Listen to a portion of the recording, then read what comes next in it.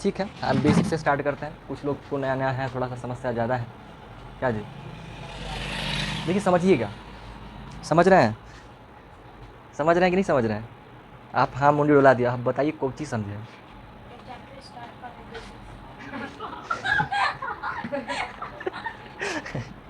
ठीक है, जो भी समझे ठीक ठाक समझ गए, कोई दिक्कत नहीं है। देखिए हम लोग ज्यामिति के बारे में समझने वाले हैं, ठीक है। थोड़ा बेसिक से समझते हैं बढ़िया से चीज़ों को। ये है क्या, आप अपने चारों ओर चीज़ों को देखिएगा तो हर एक वस्तु कोई ना कोई शेप में आपको दिखाई देगा। हर एक वस्तु, इंसान हो, घर हो, कुछ भी हो, वो किसी न किसी आकार में दिखाई देता है। अब वो आकार कौन सा होगा, कैसा होगा, फिलहाल तो मतलब जानते हैं, बचपन में तो पढ़ते ही आए हैं, बट शुरुआती में हम लोग को नहीं पता था, लेकिन हम लोग देखते हैं तो कोई ना कोई शेप में ही पाया जाता है। क्या, हमारे आसपास का हर एक वस्तु किसी न किसी आकार में होता है, ठीक है। समय जब बढ़ता है तो समय के अनुसार इंसानों को क्या होता है कि अगर चीज़ों को डेकोरेट करना हो, चीज़ों को अगर सुंदर बनाना हो, तो उसका शेप बहुत अच्छा होना बहुत ज़रूरी है, ठीक है। जैसे मान लीजिए कि हम लोग क्या करते हैं, यहीं सो मैरिज हॉल देख लीजिए, महल लोग बनाता है तो बीच में एक डिज़ाइन देता है और उसके इस साइड भी सेम शेप और इस साइड भी सेम शेप है, तभी वो महल सुंदर दिखाई देता है, ठीक है। हमको अगर देखिएगा तो हमको अगर अपने बीच से एक लाइन, जिसको लाइन ऑफ सिमेट्री कहते हैं, आप लोग सममिति पढ़े होंगे चैप्टर, अपने बीच से एक सममिति का लाइन खींच दे तो मेरे इस लाइन के इस साइड और इस साइड का हिस्सा सेम है, तभी हम सुंदर या ठीक ठाक दिखाई दे रहे हैं। सुंदर तो नहीं बट ठीक ठाक दिखाई दे रहे हैं, ठीक है। अगर मान लीजिए ये अजीब होता, मान इधर कुछ निकला होता और कमर इधर का हिस्सा ज़्यादा बड़ा होता है, इधर का कम होता, इधर का ज़्यादा होता, इधर का हाथ मेरा लंबा होता, इधर मस्त बड़ा बड़ा बाइसेप मस्त निकला होता, इधर पतला होता, क्या हम अच्छे दिखाई देते? नहीं। तो शेप का अच्छा होना बहुत ज़रूरी है, तभी चीज़ें अच्छा दिखाई देता है, ठीक है। मानिए मेरा फेस है, फेस ही अगर इधर कुछ और होता, इधर कुछ और होता, तो फिर कैसे होता का इंसान नहीं ठीक दिखता, ठीक है। इंसान का जानवर, हर एक वस्तु, जो भी ठीक वस्तु सुंदर दिखाई दे रहा है, उस सभी का ज्यामिति बहुत अच्छा है, तभी वो ठीक ठाक दिखाई दे रहा है, नहीं तो फिर वो चीज़ें सुंदर या ठीक ठाक नहीं दिखता है, ठीक है। अब देखिए ये जितने भी प्रकार के आकृति हैं, तो ये तो समझ में आ गया कि भाई किसी चीज़ को अच्छा अगर दिखाना हो तो उसके लिए हमें क्या करना चाहिए, उसका शेप प्रॉपर होना चाहिए, ठीक है। अब जब इंसान विकसित हो रहा था तो विकसित के दौरान इंसान तरह तरह की वस्तुओं बनाना स्टार्ट किया, तरह तरह का महल हो गया, कोई सामान हो गया, घर हो गया, यहाँ छोटा जैसे ताला से लेकर के कुछ भी, कोई भी शेप आप देख लीजिए जो आपको दिखने में ठीक ठाक लग रहा है, उसको अगर आप बीच से काटिएगा ना तो वो आजू बाजू में आपको एक सुंदर प्रॉपर शेप में दिखाई देगा। हर एक चीज़, ताला भी देखिएगा तो वो जब वो दोनों साइड से एक जैसा, अगर उसको बीच से काट दे तो, ठीक है। तो हर एक वस्तु किसी न किसी प्रॉपर शेप में है, ठीक है। तो इंसानों को ये समझ में आया कि अगर हमें अच्छा बनाना है, सुंदर बनाना है, तो उसका प्रॉपर शेप होना बहुत ज़रूरी है। साथ ही अगर जगह भी बचाना है, अगर स्पेस को भी अच्छे से यूटिलाइज़ करना है, तो एक प्रॉपर शेप होना बहुत ज़रूरी है, ठीक है। अब जैसे मान लीजिए इस कमरा में हम लेके आते हैं, एक अलमीरा लेके आते हैं, गोदरेज अलमारी जो कह दीजिए, वो लेके आते हैं, तो अगर हम उसे उस कॉर्नर में लगाते हैं, तो उस कॉर्नर में लगाएंगे ना तो दीवार का इतना जगह बर्बाद जाएगा, जाएगा कि नहीं जाएगा, क्योंकि दीवार तिरछा है। अगर वही दीवार स्ट्रेट होता, हमारा दीवार, वहाँ का दीवार इस तरह का है, अब यहाँ पे आप गोदरेज रखिएगा तो या तो ऐसे रख सकते हैं, या तो इधर चिपका कर रखिएगा तो तिरछा रखाएगा, है ना। अगर आप इधर से रखिएगा तो इतना जगह खाली जाएगा, और नहीं तो इसमें चिपका दीजिएगा, इसमें चिपका के रखिएगा तो इतना जगह खाली जाएगा, इधर का जगह खाली रह जाएगा, ठीक है, जगह बर्बाद जाएगा। ये सिर्फ यहाँ का छोटा सा कॉमन एग्जांपल लिए हैं, ऐसे ही एग्जांपल्स आप बड़े बड़े कहीं कहीं का भी ले लीजिए। अगर कोई चीज़ सही शेप में नहीं है तो वो जगह ज़्यादा बर्बाद करवाता है, जगह उससे ख़राब हो जाता है, ठीक है। ये इसका शेप का इंपॉर्टेंस है, ठीक है ना। तो इसलिए लोग समझ रहे थे क्या चीज़, कि अगर हमें जगह को बचाना है, चीज़ों को सही तरीके से यूटिलाइज़ करना या सुंदर दिखाना हो, तो उसका प्रॉपर शेप में होना बहुत ज़रूरी है, उसका आकृति बनावट जो कह अच्छा होना बहुत ज़रूरी है, तभी वो ठीक भी दिखेगा और सही से यूटिलाइज भी हो सकता है, ठीक है। इंसान अपने आप को और अपने आसपास को सुंदर ही देखना चाहता है। हर व्यक्ति, जीव हो, इंसान हो, कोई भी हो, सुंदरता के लिए हर व्यक्ति आकर्षित होता है, ठीक है, और ये करना चाहता है। बस ये चीज़ है। तो इसी चीज़ के लिए फिर जो है ना ज्योमेट्री का आविष्कार किया गया, ज्यामिति को की रचना की गई, ज्यामिति बनाया गया कि ज्यामिति फिर कैसे कैसे किस तरह से फिर बनता जो भी चीज़ है, ठीक है। अब ज्यामिति को लेकर के काम चलता है, तो ज्यामिति में घुसिएगा तो ज्यामिति का सबसे पहला और सबसे छोटा जो चीज़ है ना, वो क्या है जी, बिंदु, पॉइंट, ठीक है। एक पॉइंट होता है, इसको बिंदु कहते हैं, इसको हिंदी में हम लोग बिंदु कहते हैं, इंग्लिश में पॉइंट कहते हैं, बिंदु या पॉइंट। इसमें क्या होता है, अगर इसको आप परिभाषित कीजिएगा, बस एक सिंपल डॉट है, इसमें ना लंबाई है, ना चौड़ाई है, ना ऊंचाई है, ना मोटाई है, ना पतलाई है, ठीक है, कुछ नहीं है बस एक संकेत मात्र, एक सिंपल सा डॉट है, ठीक है, डॉट है। और इसी डॉट्स की सहायता से विभिन्न प्रकार के शेपों को बनाया जाता है, बिना डॉट के आप कुछ नहीं कर सकते हैं। मतलब बहुत कुछ कर सकते हैं, इसमें कुछ नहीं कर सकते हैं, ठीक है। तो ये बिंदु है, अगर आप इसको परिभाषित करेंगे तो लिखना चाहे तो लिख सकते हैं, बट ऐसे ज़रूरत है नहीं। हाँ पूछे ना, लेकिन अपने ही इंसान आपको पता हो, कल होकर के मान लीजिए आपको मन करे हम टीचर बने, तो होना चाहिए इंसान के, ठीक है ना जी। सब ठीक ठाक नहीं, ठीक ठाक है। क्या हुआ, नहा के नहीं आया क्या? काहे ठीक ठाक नहीं है? तो बिंदु समझ गए, समझ भी गए होंगे, पहले से ही पता होगा, ठीक है। देखिए अभी बिंदु के बाद क्या होता है, अगर हम एक या एक से कई सारे बिंदुओं को आपस में मिला देते हैं, या फिर समझिए कि यही बिंदुओं को आपस में एकदम क्लोज पास पास में रखते जाते हैं ना, तो वही बिंदु एक रेखा का निर्माण ले लेता है, रेखा बन जाता है। वही बिंदु से क्या बन जाता है? रेखा बन जाता है, रेखा बन जाता है। क्या बनेगा? रेखा। रेखा को इंग्लिश में क्या बोलते हैं? हाँ क्या बोलते हैं इंग्लिश में? हाँ ठीक है, इतना कंफ्यूज होकर क्या बोलते हैं? रेखा एक हीरोइन का भी नाम है, आप लोग जानते हैं?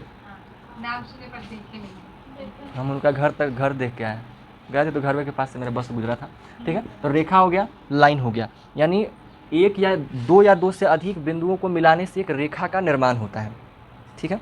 दो या दो से अधिक जब बिंदुओं को मिला देते हैं तो मिलाने से क्या बनता है? एक रेखा का निर्माण होता है। सिर्फ इतना से ही काम नहीं चलेगा, रेखा में कुछ चीज़ें और भी है जो उसको और अच्छे से डिफाइन करता है। जो रेखा होता है ना, उसके दोनों साइड एरो होता है, दोनों तरफ तीर का निशान मिलेगा। इस तीर के निशान का अर्थ क्या हुआ? इसको हाँ, इसको दोनों साइड से इनफाइनाइट डिस्टेंस तक बढ़ा सकते हैं, मतलब आप इसको कितना बढ़ाइए कोनो फर्क नहीं पड़ेगा, मतलब इसका कोई अंत है ही नहीं। इसको आप इधर से जितना दूर चाहे खींच आइए, लाखों करोड़ों अरबों जितना आपको गिनती आता हो उतना तक खींचते चल जाइए, फिर भी ख़त्म होने वाला नहीं है। हाँ, इंसान समझिए कि पगला जाएगा, जगह ख़त्म हो जाएगा। हालांकि जगह खत्म होना असंभव है, स्पेस यूनिवर्स कितना बड़ा नहीं पता, पर उतना कौन करेगा फालतू का। तो ये रेखा समझ में आ रहा है ना? रेखा सिंपल सा क्या होता है? दो बिंदुओं को मिलाने वाली, दो या दो से अधिक बिंदुओं को मिलाने वाली लाइन। रेखा को रेखा ही मतलब वही रेखा मिलाने से रेखा का, ऐसे बोलिएगा, दो या दो से अधिक बिंदुओं को मिलाने से एक रेखा का निर्माण होता है। रेखा के दोनों ओर एरो या तीर का निशान होता है, जो यह दर्शाता है कि हम इस रेखा को अनंत बिंदुओं तक खींचा जा सकता है या खींच सकते हैं, ठीक है। इसको इस तरीके से एक्सप्लेन करेंगे, ठीक है। तो वो रेखा हो जाता है। तो रेखा को आप जितना दूर चाहे उतना खींच सकते हैं, कोई दिक्कत नहीं है। अब देखिए इसी रेखा को अगर आप ऐसे एक रेखा खींचा हुआ है, ठीक है। अब रेखा का तो कोई लेंथ होगा नहीं, आपसे पूछा जाए कि बताइए रेखा का लेंथ कितना होता है, तो आप नहीं बता सकते हैं, क्योंकि हमको पता ही नहीं कि कितना दूर तक हम खींचेंगे, तो उसका लेंथ कैसे बता देंगे? लेंथ बताना पॉसिबल नहीं है, तो हम लोग रेखा का लेंथ नहीं बता सकते हैं। तो लेकिन क्या करेंगे, उसी रेखा से आप एक कट ले लीजिए। मान लीजिए एक रेखा से हम 10 सेंटीमीटर लेंथ का एक लाइन खींचें जिसका लेंथ है 10 सेंटीमीटर। एक बिंदु ये और एक बिंदु ये, अगर आप इसको नाम देना चाहें तो ए और बी नाम देते हैं। एक रेखा था, उस रेखा में से एक टुकड़ा निकाल दिए। एक रेखा था प्रॉपर जो इनफाइनाइट लेंथ का है, उसमें से एक उसका टुकड़ा निकाल दिए 10 सेंटीमीटर का, ठीक है। 10 सेंटीमीटर का टुकड़ा निकाल दिए, तो ये जो बना ना, इसे क्या बोलेंगे जी? रेखा खंड। क्यों? खंड का मतलब क्या होता है? टुकड़ा, है ना। रेखा का एक टुकड़ा है, ये पूरा रेखा था, रेखा में से ही इसको हम काट के बाहर निकाले हैं, तो ये रेखा खंड कहलाएगा, रेखा का टुकड़ा कहलाएगा। इसको इंग्लिश में लाइन सेगमेंट कहते हैं, ठीक है। लाइन सेगमेंट, लाइन रेखा, सेगमेंट यानी उसका खंड, टुकड़ा। तो लाइन सेगमेंट और लाइन और पॉइंट में कोई दिक्कत? बिंदु जिसमें ना लंबाई चौड़ाई ऊंचाई मोटाई कुछ ना हो, सिर्फ सिंपल से एक संकेत मात्र एक डॉट होता है, वो रेखा का बिंदु कहलाता है। दो या दो से अधिक बिंदुओं को मिलाने वाली बिंदु से रेखा का निर्माण होता है, उसको अनंत बिंदुओं तक हम खींच सकते हैं दोनों तरफ से, ठीक है। वो रेखा बन जाता है। उसी रेखा का एक टुकड़ा होता है जिसको हम लोग क्या बोलते हैं? रेखा खंड कहते हैं। रेखा खंड किसी भी शेप का हो सकता है। आपकी बुकों में अगर मिलता है कि 4 सेंटीमीटर की एक लाइन खींचिए, मतलब वो रेखा खंड की बात कर रहा है। बोलने में आम बोलचाल में रेखाखंड हर वक्त बोलना ठीक नहीं लगता है, इसलिए लोग रेखा लेकर के काम चलता है।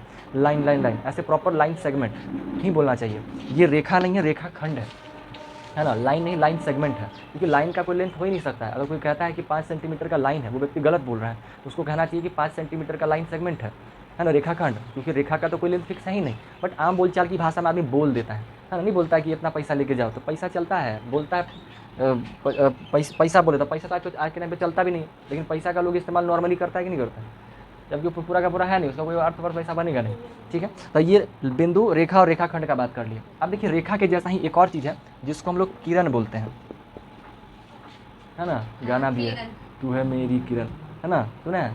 नहीं सुनोगे, हम लोग के ज़माने का गाना है। हमारे ज़माने का गाना है, तो क्या करिएगा, मज़ा आ रहा है ना सुनने में। तो क्या बोलते हैं? किरण बोलते हैं। रे में क्या होता है? एक एक किरण जो होता है जो होता है वो एक पॉइंट से स्टार्ट होगा, वो फिक्स लेंथ होगा, कितना होगा, कहाँ होगा, कैसा भी होगा। एक निश्चित बिंदु से शुरू होकर के अनंत तक जाने वाली रेखा किरण कहलाती है। एक निश्चित बिंदु से प्रारंभ होकर के अनंत तक जाने वाली रेखा किरण कहलाती है। ठीक है, इसका भी कोई लेंथ फिक्स नहीं है, यह भी बढ़ेगा एक की ओर से, लेकिन कहाँ तक जाएगा कुछ नहीं कहा जा सकता है, कहाँ तक भागेगा कोई कह ही नहीं सकते, इसका भी लेंथ कोई फिक्स है नहीं। ठीक है, इसका इस्तेमाल क्यों करते हैं, क्योंकि इसका इस्तेमाल बहुत ज़्यादा तो नहीं आपको देखने को मिलेगा। हाँ, कोण वगैरह बनाएंगे तो इसका इस्तेमाल होता है। हम लोग जो एंगल्स बनाते हैं ना, वो कोण इस रे की सहायता से ही बनाते हैं। ठीक है, रे का इस्तेमाल, जैसे बल्ब आप देख रहे होंगे तो बल्ब में से क्या निकलता है, किरण ही निकलता है। मान लीजिए बल्ब जल रहा है तो बल्ब का लाइट स्टार्ट हुआ यहीं से, इसी पॉइंट से स्टार्ट हुआ और वो दूर तक जाएगा। ये सब का सब क्या है, किरण ही है। एक पॉइंट से स्टार्ट होता है और अनंत तक जाता है, ये किरण कहलाता है। तो अभी तक हम लोग 4 चीज़ों का बात किए, point, line, line segment and रे। चारों में कोई दिक्कत, इनको दिक्कत है बताइए आप। पॉइंट किसे कहते हैं, बिंदु किसे कहते हैं। हमारे गांव में एगो बिंदु सर है, बिंदु मास्टर। जब मिलते थे ना क्वेश्चन पूछ दिया करते थे, मतलब जब भी हिंदी पढ़ाते थे, जब जहाँ मिल गए वो अपना बिंदु एगो डाल ही देते थे, जहाँ दिख गए तो हम एगो दोस्त रहते थे, खेलता खेलते मालिक खेल खेल रहे हैं, आप पकड़ ली इधर आओ अब पूछ दिए क्वेश्चन, नहीं सबसे, लेकिन हम लोग पकड़ाते थे ज़्यादा। ठीक है, तो पकड़ाते थे क्योंकि जैसे हम ज़्यादा क्यों पकड़ाते थे, क्योंकि हम जाते थे अपने दोस्त के पास खेलने के लिए। ठीक है, हमारा घर के पास कोई हमारा चाचा लोग बहुत खतरनाक था, खेलने नहीं देता था हमको, तो हम भाग करके चला रहे थे दोस्त के पास खेलने के लिए, उसके घर के पास, और उसी घर के पास ही बिंदु मास्टर पढ़ रहते थे, लपेट देते थे हम लेके, इधर आओ कौन चीज़ पढ़ता है जो देखते हैं बताओ था। अब पूछ दिए कभी बताते थे कभी नहीं बताते थे। ये बिंदु मास्टर का कहानी है, इतना देर कॉमेडी किया ताकि आप पढ़ ले। अब बताइए जल्दी से कौन चीज़ होता है बिंदु। अब समझदार रहिएगा तो पढ़ने पर ध्यान दिए होंगे, नहीं रहेगा तो कॉमेडी सुनने लगे होंगे। फर्स्ट बात तो है ये, तो हमको भी सबको पता है, तो इहो बता देंगे होता क्या है। वो लोग बताइए आपको क्या समझना है। आपको ऐसा लगता है कि आपको बाहर जाना चाहिए बड़ा अच्छा लगता है आपको तो। बोलिए जल्दी, नहीं मन कर रहा बताने का। क्या बात कर रहे हैं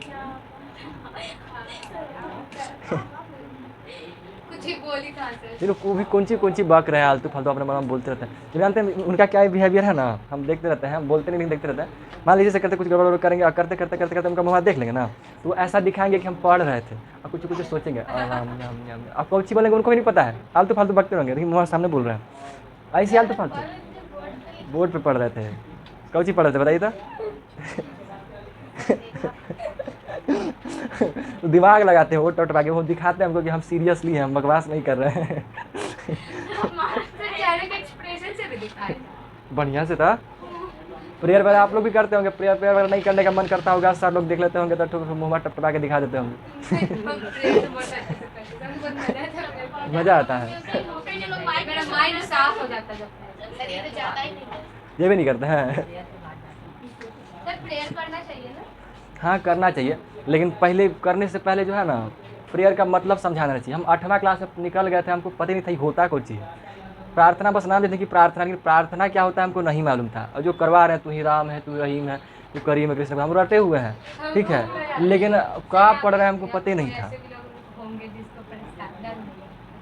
हाँ बिल्कुल है, तो आप हालांकि आप लोग तो रटे थे ना पिछले बार, आप लोग नहीं, आप लोग अगले क्लास में रटवाए। हाँ इस फिर से मिलेगा, पॉलिटी ही चैप्टर पढ़ाना है ना, फिर से होमवर्क देंगे, फिर से होगा, नहीं तो होगा तो यहीं पर रटवाएंगे। चलिए कोई नहीं, किरण समझ में आया, कोई दिक्कत नहीं आता। अब देखिए किरण से आगे बढ़िएगा।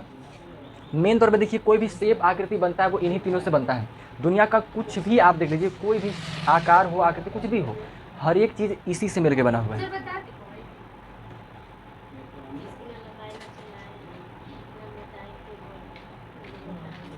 ठीक है, हम भूल आइएगा थे जी सही बता दिए जी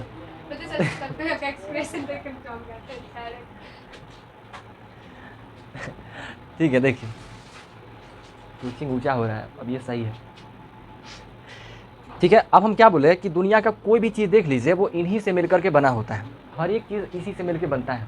ठीक है, अब जैसे किरण समझिएगा, तो किरण को मिलने से आपका कोण का निर्माण होता है। ठीक है, कोण समझते हैं ना जी, कोण को इंग्लिश में एंगल बोलते हैं। ठीक है, और चूड़ी को बैंगल बोलते हैं, ठीक है। तो ये एंगल है, बैंगल नहीं। बैंगल कैसा होता है? गोल होता है। कैसा होता है? कैसा होता है?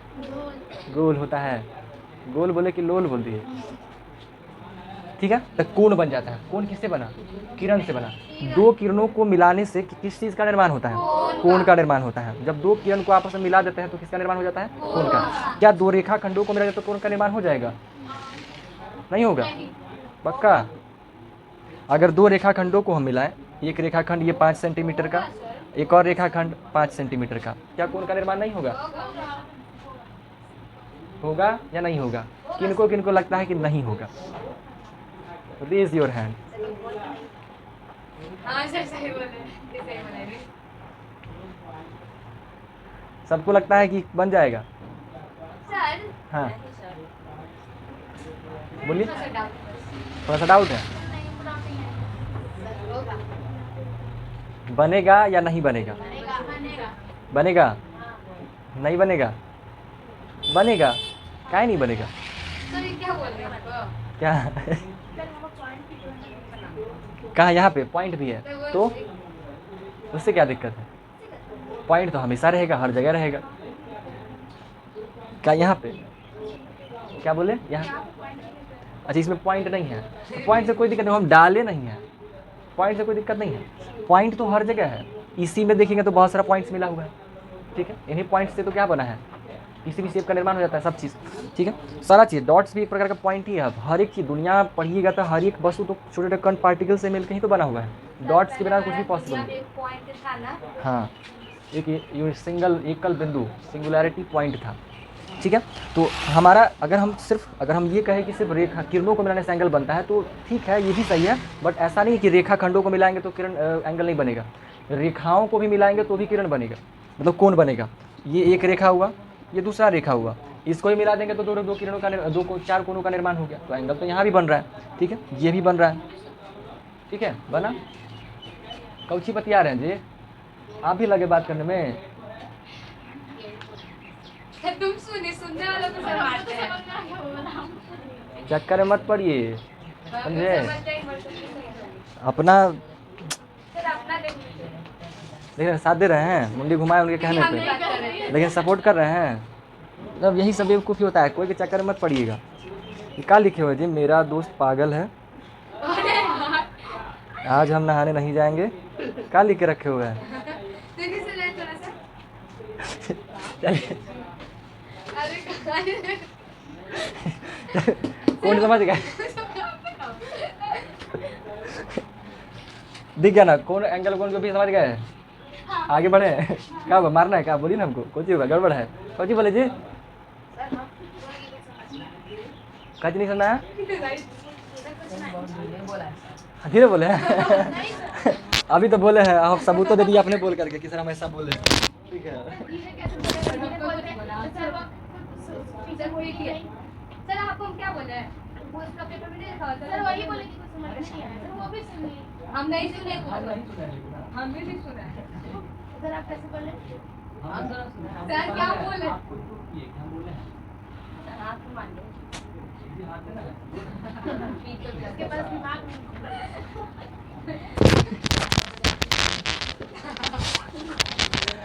देखिए आगे बढ़ते हैं। कौन समझ में आ गया? अब देखिए इन्हीं चीज़ों से पहले ये मेन 3 चीज़ है, एक है पॉइंट, लाइन सेगमेंट एंड रे। अब इन्हीं तीनों चीज़ों से मिला करके कई तरह की आकृतियों का निर्माण किया गया है, कई चीज़ों का, ठीक है। तो आप लोग इसी चीज़ को देखिएगा, हम लोग जब कोई भी शेप बनाते हैं तो हमारे पास 2 डायमेंशन होता है। आप लोग डायमेंशन का नाम सुने हैं? हाँ। डायमेंशन को हिंदी में बीमा कहते हैं, है ना। एगो जीवन बीमा होता है, LIC वो वाला बीमा नहीं, ठीक है। ये क्या होता है, आपके पास LENGHT नाम का कुछ चीज़ है, हाँ। क्या है ये? इसको हिंदी में क्या बोलेंगे? लंबाई। और ब्रेथ नाम का भी कोई चीज़ है, और हाइट नाम का भी कोई चीज़ होता होगा। ऊंचाई सबके पास नहीं होता है, सबके पास नहीं होता है। ज्यादा हाइट नहीं। मैंने आप लंबा है तो अपने आप को समझ रहे हैं स्मार्ट। सर हम नहीं लंबा है आपसे। तो हमारा टक्कर कौन दीजिएगा? आप लोग में है कि नहीं कदम? हाँ। आप लोग हमारा से गोरा हो सकता है, लंबा नहीं हो सकता। तो TH के पहले D। उसके स्पेलिंग में डी साइलेंट होता है, डी का प्रोनाउंसिएशन नहीं होता है, ठीक है। इसको विड्थ भी कहा जाता है, विड्थ भी कहीं लिखा हुआ मिल जाएगा आपको, ठीक है। उसका स्पेलिंग होता है WIDTH, विड्थ। With। हाँ विड्थ, द थोड़ा जल्दी बोलना होता है, विड्थ, विड्थ ऐसा लगेगा विथ बोल रहे हैं, ठीक है, नहीं समझे। हाँ, तो वो ब्रेथ का ही एक और नाम समझ लीजिए। तो ये तीन हमारे पास बीमाएँ हैं, डायमेंशंस हैं, लंबाई, चौड़ाई और ऊंचाई। कौन कौन? लंबाई, चौड़ाई और ऊंचाई। गहराई, गहराई भी कह सकते हैं। कोई चीज़ ऊपर ऊपर ना हो करके अंदर घुस जाए तो उसे गहराई कह देंगे, ठीक है। तो वही ऊंचाई के जैसा ही गहराई होता है, जिसको डीपनेस कह सकते हैं आपको। ये तीन बीमा है। अब देखिए इन यही तीन का इस्तेमाल कर करके, अब ये तीनों है क्या? ये तीनों लाइन का ही रूप है, रेखाओं का ही तो रूप है, ठीक है। अब ये कैसा भी हो सकता है, जो लंबाई, जैसे दो लंबाई है हमारे पास, तो अगर ये इसको हम लोग सिंपली लंबाई कहते हैं, लेकिन हम दो लंबाई अगर खींच दें तो छोटका वाला को चौड़ाई कह देते हैं और बड़ा वाला को लंबाई कह देते हैं। आम बोलचाल की भाषा में ऐसा करते हैं। बाकी ज़रूरी नहीं है कि लंबाई और चौड़ाई हमेशा ऐसा ही हो।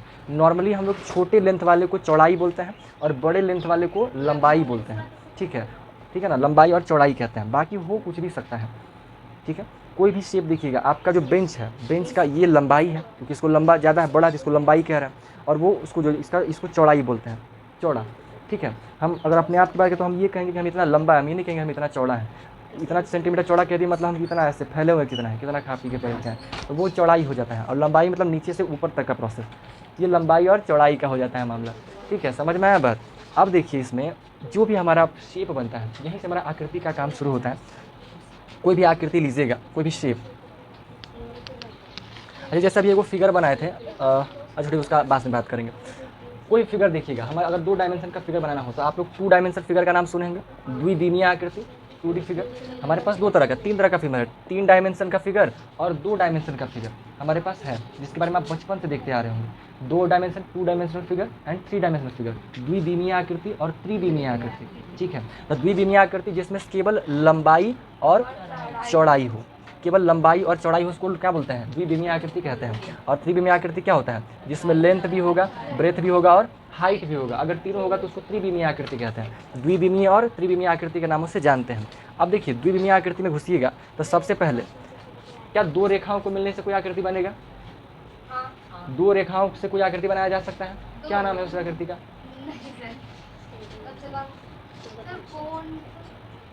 वह आकृति नहीं है। मिनिमम 3 रेखा चाहिए किसी भी आकृति को बनाने के लिए। मिनिमम 3 रेखा, 3 चीज़ें चाहिए, 3 आकृति चाहिए होता है। कौन कौन कितना चाहिए जी?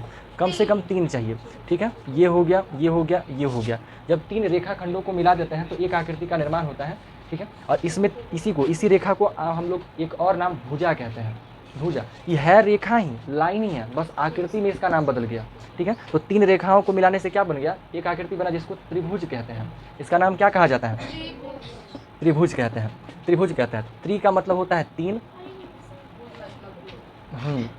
3, और भुज का मतलब क्या होता है? भुजा। भुजा को इंग्लिश में साइड कहा जाता है। क्या कहेंगे? साइड। भुजा मतलब हाथ भी होता है ना।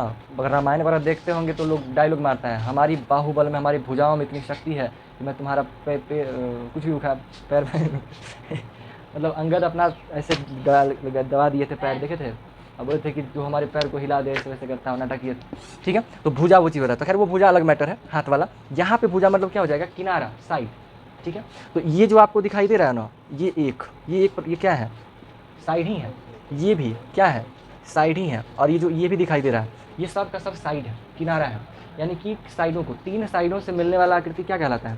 त्रिभुज कहलाता है, किनारा थोड़ी कहलाएगा, ठीक है। तो ये साइड हो गया। 3 भुजाओं से घिरे आकृति को त्रिभुज कहा जाता है। 3 भुजाओं से घिरे आकृति को त्रिभुज कहा जाता है ना। 3 साइड्स को जब मिला देते हैं तो त्रिभुज का निर्माण होता है। इसमें कोई दिक्कत?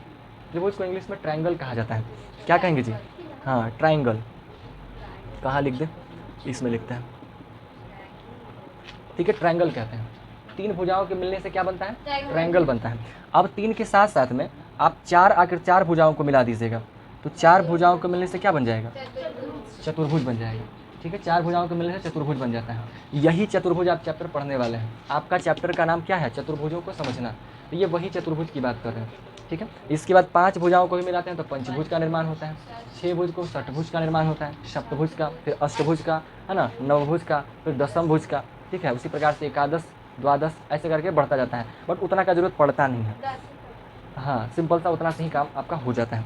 ठीक है, तो इनसे क्या मिलता है, इन्हीं का इस्तेमाल करके हम लोग क्या बनाते हैं, आकृतियों को, तरह तरह की आकृति का निर्माण हो जाता है, कर देते हैं। अब देखिए त्रिभुज का बात करें तो त्रिभुज भी अलग अलग भागों में बटा होता है। आप लोग को याद होगा कि त्रिभुज को एक भुजा के आधार पर और एक कोण के आधार पर हिस्सों में बांटा गया है। तो भुजा के आधार पर कितने भागों में, 3 भागों में, समबाहु त्रिभुज, विषमबाहु त्रिभुज और समद्विबाहु त्रिभुज। समबाहु त्रिभुज जिसकी तीनों भुजाएं बराबर हो, समबाहु त्रिभुज। विषमबाहु त्रिभुज केवल 2 भुजाएं आपस में बराबर हो। हाँ हाँ, सॉरी, समद्विबाहु, हाँ समद्विबाहु। समद्विबाहु जिसकी 2 भुजाएं बराबर हो, और विषमबाहु जिसको तीनों की 3 भुजा बराबर ना हो, सब अलग अलग हो, उसको समद्विबाहु त्रिभुज कहते हैं। ठीक है, उसके बाद जब कोण के आधार पर घुसिएगा तो कौन कौन, हाँ, समकोण, न्यून कोण और अधिक कोण। समकोण जिसका कोण 90 डिग्री का हो, हाँ एग्जैक्टली 90 डिग्री का होना चाहिए, और अधिक कोण जो 90 डिग्री से ज़्यादा और 180 डिग्री से कम, और न्यून कोण 0 से ज़्यादा और 90 से कम। ठीक है, हाँ 0 से लेके 89 तक का जो हो गया, ये हम क्या होता है, कोण के आधार पर ये त्रिभुजों का बंटवारा होता है। ठीक है, आप जब चतुर्भुज में आइएगा, चतुर्भुज में ये जो लाइन होता है, लाइन को भी 2 भागों में बांटते हैं, 2-3 भागों में, याद है, पड़ी रेखा, इसको लाइन कहते हैं, है ना। ये रेखा होता है तो रेखा को एक ऐसा हो, एक रेखा होता है आपका ये सोया वाला, इसको कौन सा रेखा बोलते हैं, हॉरिजॉन्टल लाइन, है ना, हाँ पड़ी हुई कह दीजिए। और एक होता है स्ट्रेट, खड़ा ऊपर से, जिसको वर्टिकल लाइन कहते हैं, खड़ी रेखा। और एक होता है तिरछा, स्लैंट लाइन, तिर्यक रेखा। ठीक है, स्लैंट लाइन। और एक होता है जिसका कोई शेपे नहीं होता है, उसको हम लोग कहते हैं, हाँ, टेढ़ी मेढ़ी या वक्र रेखा कहते हैं। क्या बोलते हैं, वक्र रेखा, समझ में आया, वक्र रेखा कहते हैं। हम एक काम करते हैं, लिख ही देते हैं ताकि आपको थोड़ा सा वापस से अच्छे से हो जाए। हाँ जी, उसको कर्व कहते हैं। ठीक है, देखिए हमारे पास क्या होता है, स्ट्रेट लाइन। स्ट्रेट लाइन को सिंपल सा कहते हैं सीधी रेखा। ठीक है, तो लाइन 2 प्रकार का, एक स्ट्रेट लाइन और एक कर्व्ड लाइन। लाइन 2 प्रकार का, एक स्ट्रेट लाइन और एक वक्र लाइन। इस लाइन को बांटेंगे 2 भागों में, तो एक हो जाएगा स्ट्रेट लाइन और दूसरा हो जाएगा कर्व्ड लाइन। स्ट्रेट लाइन और कर्व्ड लाइन, तो जो कर्व्ड लाइन होता है उसको हम लोग हिंदी में वक्र रेखा कहते हैं। वक्र रेखा, वक्र रेखा का कोई आकृति शेप साफ कुछ नहीं होता है, ये कैसा भी हो सकता है। ये भी एक वक्र रेखा है, ये भी एक वक्र रेखा है, मतलब सीधा नहीं करना है, टेढ़ा मेढ़ा होगा, वो वक्र रेखा कहलाता है। ठीक है, कर्व लाइन कहलाता है। स्ट्रेट लाइन जिसको हम लोग सीधी रेखा कहते हैं, ठीक है, सीधी रेखा कहलाता है। ये कितने प्रकार के होते हैं, ये 3 प्रकार के होते हैं। एक को क्या कहा जा रहा है, क्या कह रहे हैं जी, हॉरिजॉन्टल लाइन। ठीक है, ये आपका हॉरिजॉन्टल लाइन है, पड़ी रेखा, निम्पल सा कह दीजिए। ठीक है, पड़ी रेखा। और एक होता है कौन सा, खड़ी रेखा, इसको क्या कहेंगे, वर्टिकल लाइन।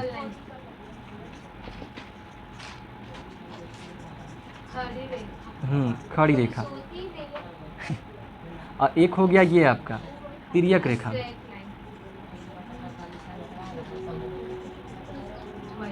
Slant line. ठीक है, तिर्यक रेखा, स्लैंट लाइन, ये 3 प्रकार की हमारे पास रेखाएं हैं। एक ये और दूसरा ये। घिच पिच लग रहा है थोड़ा सा ना, अच्छे से वो करना चाहिए था, थोड़ा सा जगह को मैनेज करें, क्योंकि सारा कुछ हम फिट करने की कोशिश कर रहे हैं। ठीक है, ऐसे भी ये तो पहले पढ़े थे, लेकिन जो नए हैं उनके लिए थोड़ा सा अच्छे से होना चाहिए। खैर जो भी हो, समझ गए ना यहाँ तक। तो ये 3 प्रकार का लाइन होगा। अब लाइन के बाद हम लोग किस में घुसे थे, ट्रायंगल में घुसे थे। तो ट्रायंगल भी देख ही लीजिए, उसको भी कर ही देते हैं, क्यों छोड़ा जाए, अच्छे से ही करते हैं, जब कर ही रहे तो भाई ठीक ही से चलता है। ठीक है, देखिए 3 भुजाओं से मिलने से क्या बनता है, त्रिभुज का निर्माण होता है। हम लोग डिस्कस करने वाले हैं त्रिभुज को लेकर के। त्रिभुज को हम लोग ट्रायंगल कहते हैं। ठीक है, क्या होता है, 3 भुजाओं से घिरी या घिरे आकृति जी, आकृति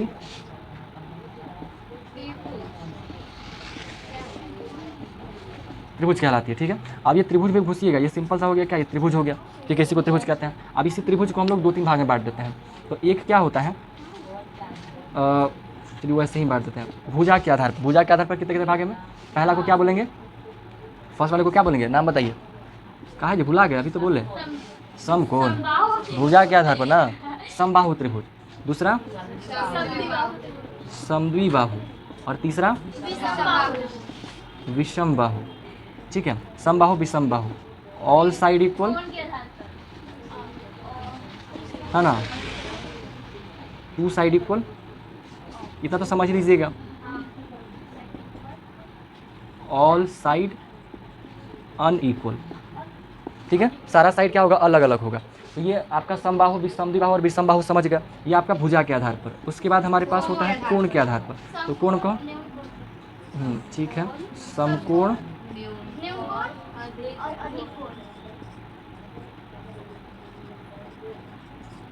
अधिक कोण, ठीक है, समकोण 90 डिग्री वाला, ठीक है ना, और न्यून कोण 0 डिग्री से लेकर के 89 डिग्री तक, और अधिक कोण 90 डिग्री से लेकर 180 डिग्री 91 से लीजिए, क्योंकि 90 तो वो हो गया है, हाँ 179 डिग्री तक, ठीक है। और उसके बाद भी 3 होता है, 180 डिग्री वाला कोण है उसको हम लोग पूर्ण कोण कहते हैं, है ना, पूर्ण कोण। और जो 0 डिग्री का होता है उसको शून्य कोण कहते हैं, नाम सुने होंगे, शून्य कोण जो 0 डिग्री का होता है। 180 कोण जो पूरा का पूरा समझिए कि वो पूर्ण कोण, पूरा का पूरा पूर्ण कोण करता है जो भी है, ठीक है। उसको शायद स्ट्रेट कोण कहता है ना, या जो भी हो, खैर ये 3 कोण का भाग समझ में आ गया। ये त्रिभुज का बंटवारा है, इस हिसाब से कोणों के आधार पर और भुजाओं के आधार पर ये त्रिभुजों का बंटवारा है। अब देखिए इसके बाद आगे बढ़िएगा तो उसके बाद त्रिभुज के बाद हमारे पास आता है अगला भाग क्या, चतुर्भुज। चतुर्भुज को इंग्लिश में क्वाड्रिलेटरल कहते हैं,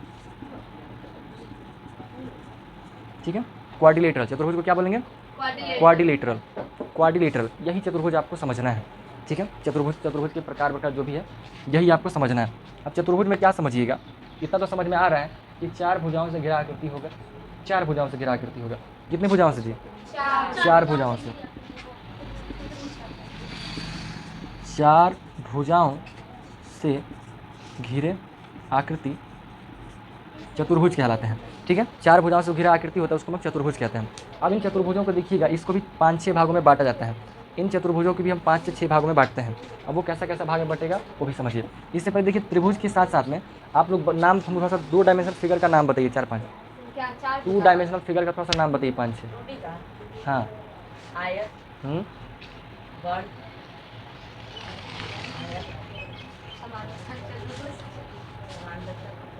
चतुर्भुज में आपको भी बोल, जो भी आपको माइंड में आता है बोल दीजिए। ये बताइए हमको, सर्कल का है, सर्कल कौन सा आकृति है, 2 डायमेंशनल या 3 डायमेंशनल? सर वो है सर उसमें लंबाई नहीं होती है, ब्रेथ, हाँ सर उसमें ब्रेथ भी नहीं है, ब्रेथ भी नहीं है, इसमें हाइट है और मोटाई, हाइट है और हाइट है और त्रिभुज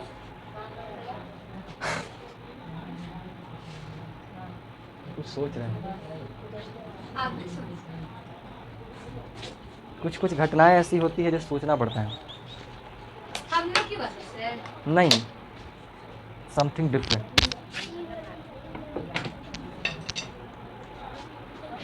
something big problem is coming in my life, बहुत जल्दी। समझे तो नहीं होंगे, इसीलिए इंग्लिश से बोल दिया कि बोल भी देंगे पता नहीं चलेगा।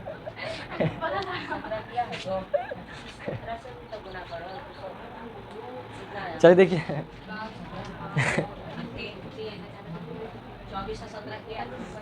ठीक है, 24-17 इन्हें देखिए अब।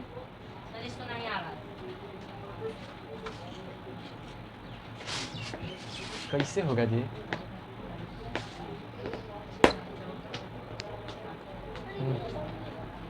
क्या होगा कल से हम पीछे बैठे क्या जी, पीछे कल से नहीं क्यों, नहीं तो कुछ दिन के बाद हमको डॉक्टर के पास जाना होगा।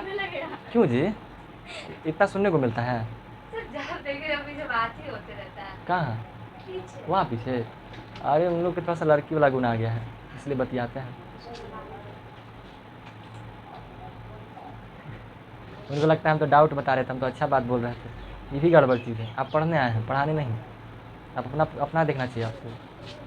आपको लग रहा है हम सही है, वो आपके हिसाब से, लेकिन सही हिसाब से सही नहीं है ना। चलिए बात करते हैं, बाकी जो होगा देखा जाएगा। इनका के फीवर लगल है, मुँह बना के बैठल है। देखिए त्रिभुज हो गया, चतुर्भुज हो गया। त्रिभुज और चतुर्भुज की बात किए हम, सवाल किए कि क्या जो वृत्त है आपका, सर्कल है आपका, क्या सर्कल आपका 2 डायमेंशनल फिगर है कि नहीं है? तो आपका कहना है कि उसमें लंबाई और चौड़ाई नहीं है, जिस वजह से हम उसको 2 डायमेंशनल फिगर के अंतर्गत नहीं रखेंगे। होना भी चाहिए, मगर ऐसा नहीं, हम उसे 2 डायमेंशनल फिगर के अंतर्गत ही रखते हैं। ठीक है, उसको 2 डायमेंशनल फिगर के अंतर्गत ही रखते हैं। क्यों रखते हैं, कैसे रखते हैं वो समझिए। देखिए, भले उसमें जो है लंबाई और चौड़ाई नहीं है, लेकिन आप उसको चाप चुप के उसमें लंबाई चौड़ाई बना सकते हैं कि नहीं बना सकते हैं। आपके पास मान लीजिए मिट्टी का या कुछ कोई भी चीज़ का, या आपके पास क्ले होता होगा, अक्सर खेलते होंगे, अलग अलग कलरफुल आता है, उससे आप एक सर्कल बनाइए, और सर्कल बनाने के बाद उसको दबा दीजिए, है ना, इन्हें से चापिए, इन्हें से चापिए, चाप चुप के इसी को ऐसे दबा करके इसको एक इस शेप का डाल दीजिए। तो क्या ऐसा बनाया जा सकता है कि नहीं बनाया जा सकता है? बनाया जा सकता है। जिस वजह से हम कह सकते हैं ना कि इसमें लंबाई चौड़ाई भले दिख नहीं रहा हो, बट हम दिखा सकते हैं, बनाया जा सकता है। ठीक है, तो ये इस तरीके से ऐसे समझ करके इसको हम लोग क्या करेंगे, 2 डायमेंशनल फिगर के अंतर्गत ही रखा जाएगा। इस सर्कल को भी हम लोग 2 डायमेंशनल फिगर के अंतर्गत ही रखा जाएगा। दूसरी बात, जो चीज़ें आप बाकी फिगरों में निकाल सकते हैं, जैसे बाकी फिगरों में क्या करते हैं, त्रिभुज का ही बात करें, त्रिभुज में हम लोग 3 चीज़ें निकालते हैं। एक निकालते हैं उसके भुजाओं का लेंथ, ठीक है, और उसी के लिए पाइथागोरस थ्योरम लगाते हैं। और एक निकालते हैं उनके कोनों का लेंथ, कोण कितना कितना होगा, और एक निकालते हैं उसका क्षेत्रफल क्या है। ठीक है, और उन्हीं के कोनों को लेंथ को हम लोग परिमाप या परिमिति कहते हैं।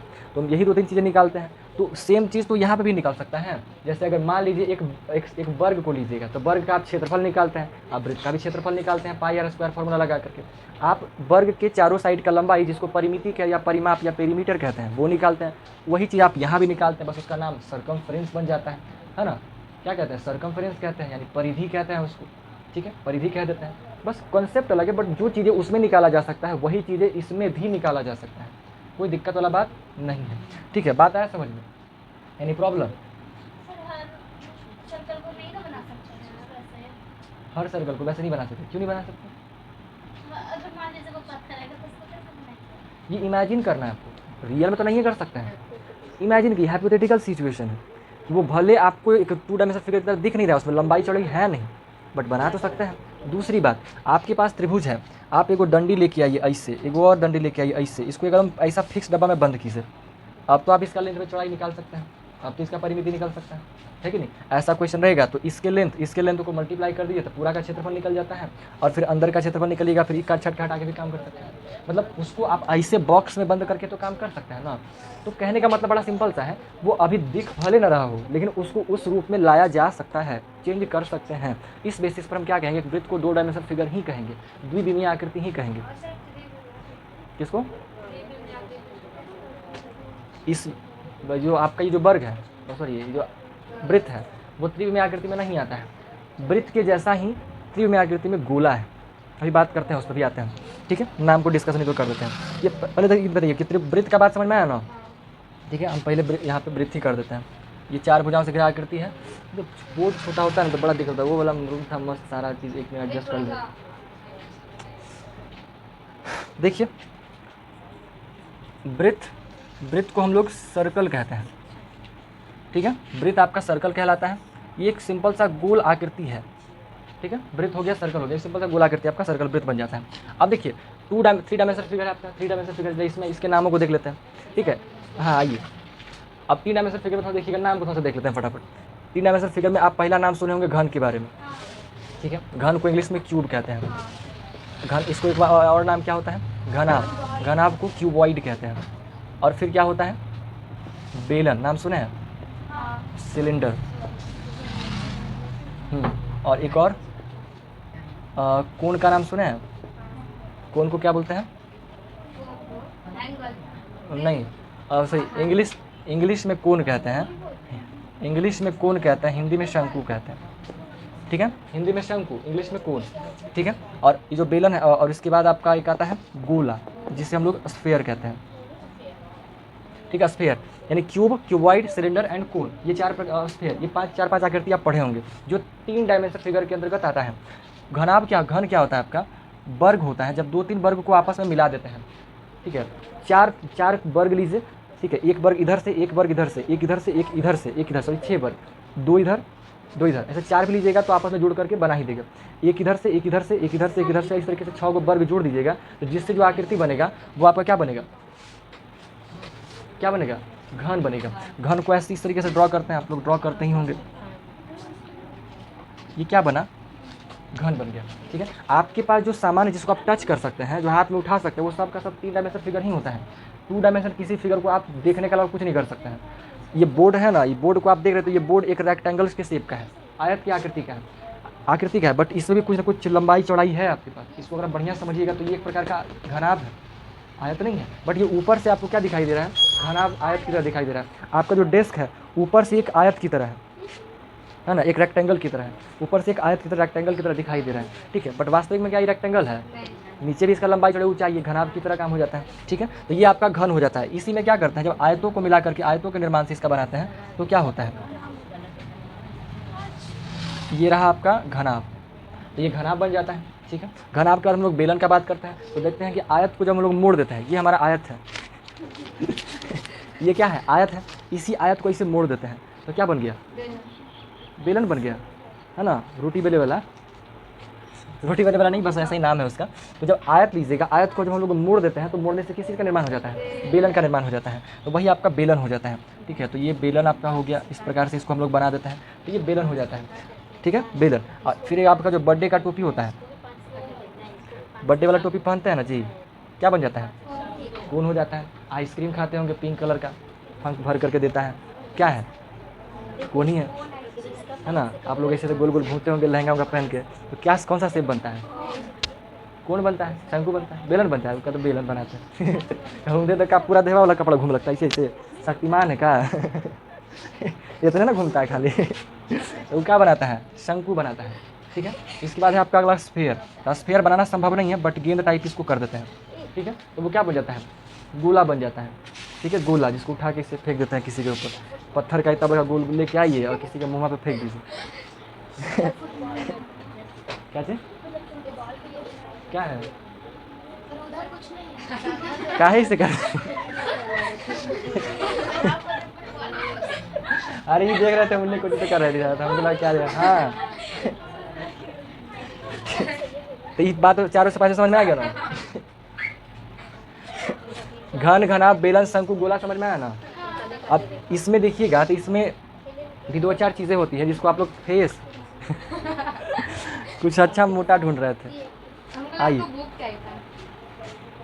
अब जैसे मान लीजिए ये है, ये कैसा है हाँ बैठिए, यहाँ बैठिए आप। जैसे ये हमारा क्या है, घनाभ है, घनाभ की तरह है ना, तो घनाभ में इसको क्या बोलते हैं, फेस कहलाता है। तो एक घनाभ में कितना फेस होता है टोटल, 1 2 2 होता है, 3 4 5 और 6, है ना, इसको क्या बोलते हैं, फेस बोलते हैं। ये जो लाइन में जो किनारा होता है इसको क्या बोलते हैं, वर्टेक्स या वर्टिसेस। ठीक है, वर्टेक्स, एक को वर्टेक्स और उसी का प्लूरल फॉर्म होता है वर्टिसेस। वर्टेक्स का प्लूरल होता है वर्टिसेस, जैसे कि बॉय का बॉयज़, गर्ल का गर्ल्स, वैसे ही वर्टेक्स का वर्टिसेस होता है प्लूरल।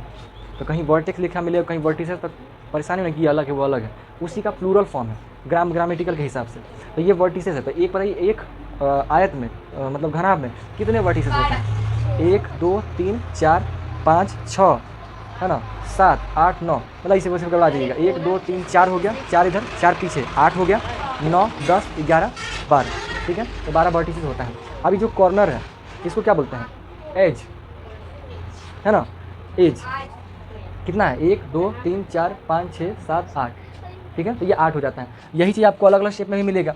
इसमें आइएगा, इसमें क्या होता है, इसमें 2 तरह का फेस में घुसिएगा ना, बाकी तो ठीक है, लेकिन थोड़ा सा नौटंकी क्या होता है, इसमें फेस 2 तरह का है। एक को कहते हैं फ्लैट फेस जो पूरा समतल होता है, और एक को कहते हैं राउंड फेस जो वक्र गोल गोल होता है, क्योंकि ऐसे घुमा हुआ टाइप। ये फेस घुमा हुआ जैसा है, इसको हम लोग वक्र फेस, वक्र सरफेस या फेस कह दीजिए, कर्व फेस कहते हैं। और ये फ्लैट वाला चिकना होता है पूरा, इसको फ्लैट फेस कहते हैं। ठीक है, इसमें एक कहीं को फेस होगा वही वक्र, कैसा वाला, राउंड वाला, कर्व्ड फेस बनता है। किसमें, गोला में। इसमें भी 2 तरह का फेस, एक कर्व्ड और एक कैसा, फ्लैट फेस होगा। ठीक है, तो 2 तरह का फेस हो जाता है। इसमें कर्व्ड फेस नहीं होता है, बड़ा बड़ा फेस हो जाता है। ठीक है, और साथ में एज में घुसिएगा, मतलब वर्टेक्स में घुसिएगा तो वर्टेक्स कितना हो जाएगा। अच्छा एक बात बताइए, वर्टेक्स और एज कहीं हम मिक्स तो नहीं कर दिए, एज किसको बोलते हैं, किनारा, एज शायद किनारा को बोलते हैं। ये किनारा, इसको एज कहेंगे, हम थोड़ा मिस्टेक कर दिए, उल्टा बोल दिए थे, ये एज होता है। ठीक है, और वर्टेक्स कोरमा वाला को कहते हैं, मतलब 8 वर्टेक्स होगा और 12 एज होगा। ठीक है, EDGE स्पेलिंग होता है इसका। ठीक है ना, तो ये बात समझ में आ गई इतना। अभी तक देखिए मेनली तौर पर हम क्या क्या बात किए हैं। हम बात किए बिंदु के बारे में। बिंदु क्या होता है, जिसमें ना लंबाई, चौड़ाई, ऊंचाई, मोटाई बटाई कुछ नहीं होता है, सिंपल एक संकेत मात्र होता है। उसको जो डॉट होता है उसे हम लोग क्या बोलते हैं, बिंदु कहते हैं, रेखा कहते हैं। ठीक है, कई सारे बिंदुओं को मिलाने से एक रेखा का निर्माण होता है। रेखा के दोनों तरफ एरो का निशान, तीर का निशान होता है, जो बताता है कि वह अनंत बिंदुओं तक उसको खींचा जा सकता है, उसका लंबाई फिक्स नहीं है। ठीक है, उसी रेखा का एक टुकड़ा होता है जिसके लाइन सेगमेंट कहते हैं। लाइन सेगमेंट का लंबाई फिक्स होता है, 5 सेंटीमीटर, 10 सेंटीमीटर, जो भी है। रेखा और रेखाखंड में बड़ा सिंपल सा अंतर है। रेखाखंड का लंबाई फिक्स होता है, निश्चित होता है, और रेखा का लंबाई अनिश्चित होता है। बस इसके अलावा और कुछ नहीं है, बाकी लगभग सेम सेम है। ठीक है, उसी से मिलता जुलता एक और देखे थे जिसको हम लोग किरण कह रहे थे। ठीक है, किरण कह रहे थे, है ना, जिसको रे कहा जा रहा था। वो क्या था, किसी एक निश्चित बिंदु से प्रारंभ होगा और दूसरी दिशा में अनंत बिंदु तक जाता जाएगा, वो क्या कहलाएगा, किरण कहलाता है। इन्हीं किरणों को मिला करके हम लोग एंगल का निर्माण करते हैं। फिर बात की डायमेंशन का, हमारे पास 3 प्रकार का डायमेंशन है, लंबाई, चौड़ाई और ऊंचाई, है ना, लेंथ, ब्रेथ और हाइट। इन तीनों का इस्तेमाल कर करके हम लोग 2 डायमेंशनल फिगर और 3 डायमेंशनल फिगर का निर्माण करते हैं। 2 डायमेंशनल फिगर में हमारे पास ट्रायंगल, त्रिभुज हो गया, चतुर्भुज हो गया, है ना। चतुर्भुज के अंदर में क्वाड्रिलेटरल के अंतर्गत में क्या क्या आ जाएगा, आयत, है ना, समबाहु आयत हो गया। आयत में त्रिभुजों, आयत के अंतर्गत में घुसिएगा। आयत पहले आयत हो गया, वर्ग हो गया, वर्ग के साथ साथ में और भी उसके समलंब चतुर्भुज हो गया। ठीक है, सम चतुर्भुज हो गया, उसी का चतुर्भुजों का पार्ट है जो चतुर्भुज के चैप्टर में हम लोग समझेंगे उस चीज़ को। ठीक है, उसका फिर चतुर्भुज के बाद आप लोग एक सर्कल का नाम देखें, वृत्त भी आपका उसी का पार्ट होता है। 2 डायमेंशनल फिगर का ही हो जाता है। बच्चा वाला बुक में आप लोग ओवल पढ़े होंगे, अंडाकार जिसको कहते हैं, वो भी 2 डायमेंशनल फिगर का ही पार्ट हो जाता है, लगभग अंडे के शेप का है सर्कल, लेकिन उसको ऊपर से दबा दीजिएगा तो वो बन जाएगा क्या, ओवल बन जाता है। ऐसे उसका ज़्यादा यूज़ है नहीं। आगे बढ़िएगा 11th 12th क्लास में तो एक टॉपिक आपको पढ़ने को मिलेगा जिसका नाम होता है इक्लिप्स। इक्लिप्स चैप्टर का नाम मिलेगा, तो उस चैप्टर का जो शेप है वो ओवल के जैसा ही है, बिल्कुल सेम टू सेम। ठीक है, तो वो होगा। तो उसका ग्राफ्स वगैरह बनाइएगा तो आपका ग्राफ्स इस तरीके से वगैरह जाएगा, तो वो थोड़ा थोड़ा समथिंग में मैच करता है, तो वो आगे समझेंगे उस चीज़ को। ठीक है, तो वो 2 डायमेंशनल फिगर जिसमें केवल और लंबाई और चौड़ाई होता है, उसी में त्रिभुज वगैरह जो भी आ गया। ठीक है, उसका पढ़े थे। उसके बाद देखे थे 3 डायमेंशनल फिगर में, तो 3 डायमेंशनल फिगर में घन, है ना, सिलेंडर हो गया, मतलब बेलन हो गया, शंकु हो गया, गोला हो गया, ये सब चीज़ों के बारे में पढ़ते हैं। इसी में और एक प्रिज्म भी पढ़ते हैं, प्रिज्म वगैरह ये सब चीज़ों के बारे में पढ़ते हैं। तो थोड़ा सा ये सब नॉर्मल सा चीज़ होता है जो हमारा 3 डायमेंशनल फिगर में आता है। ठीक है, ये बेसिक बात था जो कि आप पहले से भी जानते होंगे। ठीक है, इनसे संबंधित कोई सवाल है तो बताइए, इतना तक में है कोई सवाल? Any question? नहीं? ठीक है, अगला टॉपिक हमारे पास होगा चतुर्भुज। चतुर्भुज के बारे में। तो चतुर्भुज 5 तरह का होता है। ठीक है, सम चतुर्भुज, समलंब चतुर्भुज, ठीक है, और क्या होता है, आयत, वर्ग। ठीक है, यानी कि देखिए, एक हो गया आपके पास ये वाला वर्ग जिसके चारों किनारे बराबर होते हैं। एक हो गया आयत जिसकी लंबाई चौड़ाई आमने सामने की भुजा, जो लंबाई और चौड़ाई का आमने सामने की भुजा बराबर होती है। इसी चतुर्भुज को, यानी इसी वर्ग को अगर हम लोग हल्का सा तिरछा करते हैं, हम ऐसे खड़ा है, हम हल्का सा तिरछा हो जाएंगे, तो क्या बन जाएगा, सम चतुर्भुज का निर्माण हो जाता है। किसका निर्माण हो जाएगा, सम चतुर्भुज का निर्माण हो जाता है।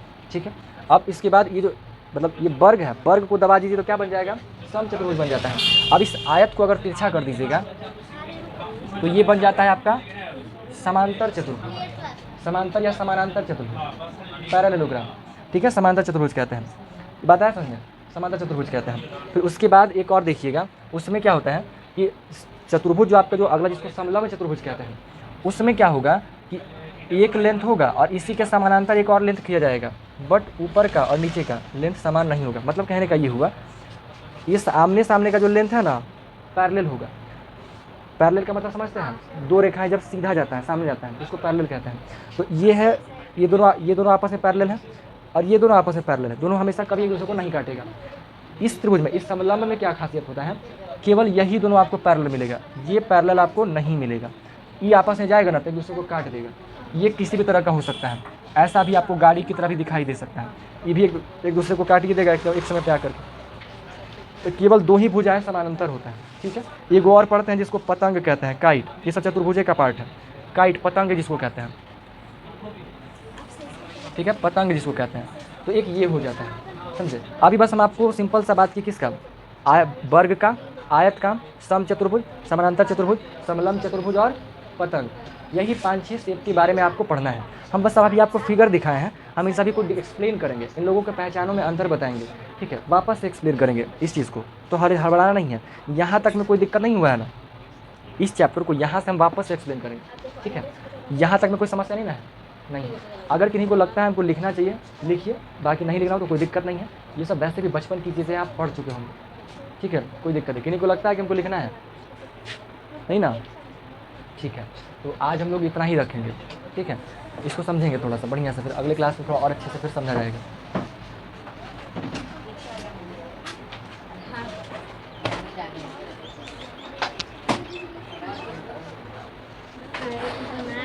बड़ा समस्या है।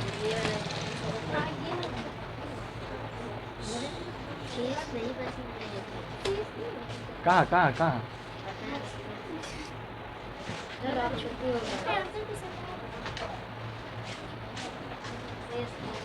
कैसे होगा जी?